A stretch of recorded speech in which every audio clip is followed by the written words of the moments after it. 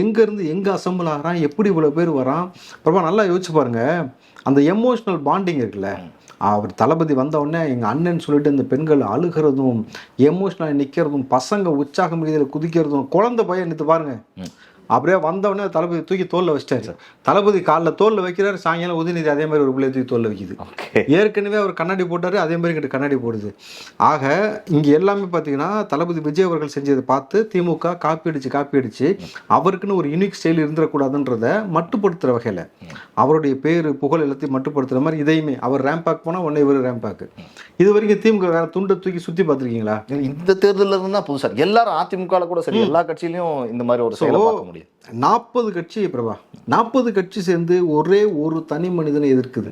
இந்திய அரசியல் வரலாற்றிலேயே இது மிக முக்கியமானதாகவும் புதுமையாகவும் இருக்குது. ஏன்னா ஒரு தனிநபரை பார்த்து 40 கட்சிகள் பயந்து இருக்குனாக்கா அது இதுதான் வரலாறு ஃபஸ்ட் டைம். ஒரு தனி மனிதனுக்காக இன்றைக்கு எந்த ஊரில் போனாலும் அந்த ஊர் வந்து திருவிழா கோலம் போகுதுன்னா இதுதான் ஃபஸ்ட் டைம். ஒரு தனி மனிதனுக்காக உலகம் முழுக்க இன்றைக்கி டிக்கெட் முன்னக்கூடியே புக் பண்ணி வச்சுட்டு ஓட்டு போடுறதுக்காக உலகம் முழுக்க இருக்கக்கூடிய தமிழர்கள் இந்தியாவை நோக்கி படையெடுத்து வர்றாங்க. எனக்கு பல நபர்கள் டிக்கெட் அனுப்பிச்சி வச்சுருக்கிறாங்கனாக்கா அது தளபதி விஜய் அரசியலுக்கு வந்த பிறகு இதுதான் முதல் முறை. இன்னும் குறிப்பாக நீங்கள் சொல்ல போனீங்கன்னாக்கா விஜய் அவர்கள் அரசியல் வந்த பிறகு மட்டும்தான் இவ்வளவு யங்ஸ்டர்ஸ் அரசியலை பழகியிருக்கிறான்.